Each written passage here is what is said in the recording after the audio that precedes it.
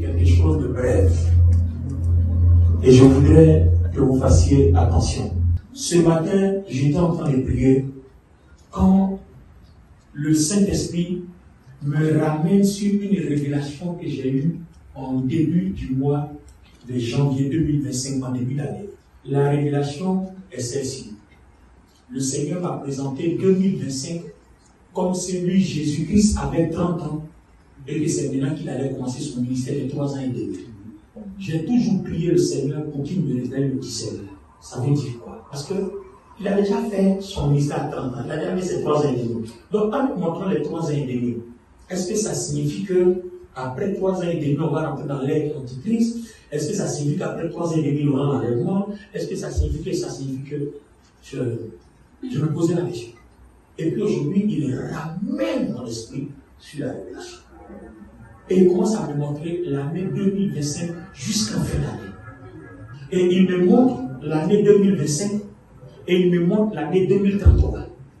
Oh les amis, on est en 2025. Quand j'ajoute 7 ans, ça me fait 2032 et demi. Parce qu'on a déjà fait la moitié de 2025. Donc on est peu avant 2033. Donc on est entre 2032 et 2033. Il me montre tous ces dates. Les amis, je ne sais pas ce qu'il veut me dire. Le Seigneur ne donnera jamais la date dans les noms, il parlera en parabole.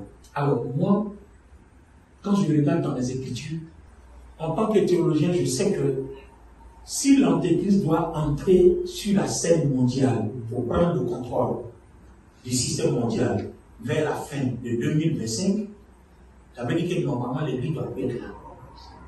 Mais pendant que je parle, je ne suis pas en train d'affirmer qu'il y aura un enlèvement fin 2025 parce qu'on ne connaît pas la date. C'est-à-dire Dieu nous parle en parabole, mais nous on essaie de discerner pour comprendre ce que Dieu veut nous dire. En fait, c'est pour attirer l'attention de quelqu'un pour que quelqu'un se prépare. Les vierges sages et les vierges folles, c'est le moment de te repentir, de mener une bonne vie, de mettre de l'huile dans ta lampe et de la garder allumée. C'est le temps où chacun doit abandonner son péché, vivre dans la pureté. Chacun doit abandonner sa mauvaise vie, vivre dans la clarté.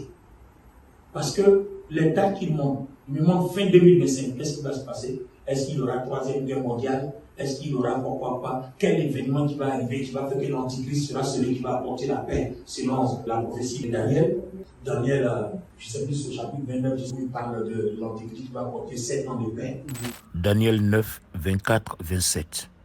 70 semaines ont été fixées sur ton peuple et sur ta ville sainte pour faire cesser les transgressions et mettre fin au péché, pour expier l'iniquité et amener la justice éternelle, pour sceller la vision et le prophète, et pour oindre le Saint des Saints.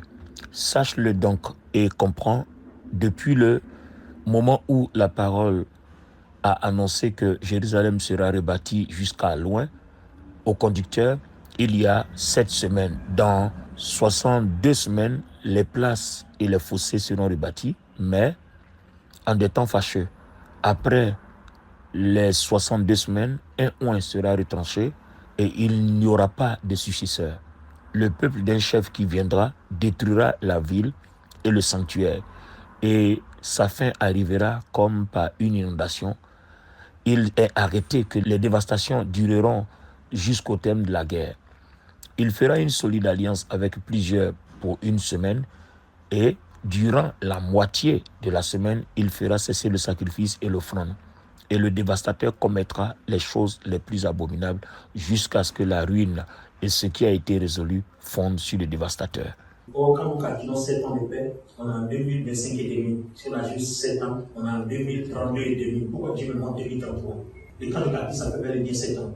Pourquoi il me parle à partir de 2025, il faut calculer 3 ans et demi. Donc 3 ans et demi, d'ici 2028, là, il y aura quoi? Je suppose un seul instant que l'enlèvement a lieu maintenant. Ça veut dire que les 7 ans de l'Antéchrist commencent. Et après 3 ans et demi, on entre dans la grande tribulation. Et après les autres 3 ans et demi, la bataille d'Armageddon et le millénium. Or, quand nous calculons le millénium, là, les 6000 ans finissent autour de 2032-2033. Donc, quand on fait un calcul des années en fonction du calendrier prophétique, les 6000 ans de millénium, ça se boucle autour C'est-à-dire quand tu prends 2030, 32, 33, on est autour parce que les calculs sont approximatifs, puisque les calendriers là, c'était maintenant donc, sur le calendrier grégorien. Or là, on a le calendrier hébraïque, et puis à l'époque, il y avait le calendrier solaire. Donc quand tu fais les conversions là, tu ne tombes pas juste, c'est approximatif. Donc les amis, je ne suis pas venu te dire que l'enlèvement va se passer 3 ans et demi après ou en 2025, mais je suis en train de te dire que Dieu donne des indices pour te dire qu'on est à la période. Que chacun veille sur sa voie. Tu vis mal, arrête. Tu es dans quelque chose d'autre, arrête. C'est le temps de laver sa robe. C'est le moment de laver sa robe. Ce n'est plus le moment d'être rebelle. Non, c'est le moment de laver sa robe et de garder sa lampe allumée. Prenez ça au sérieux. Amen. C'était tout ce que j'avais à dire. Que Dieu nous bénisse. Et puis, bonne préparation. Parce que l'enlèvement, c'est pour bientôt.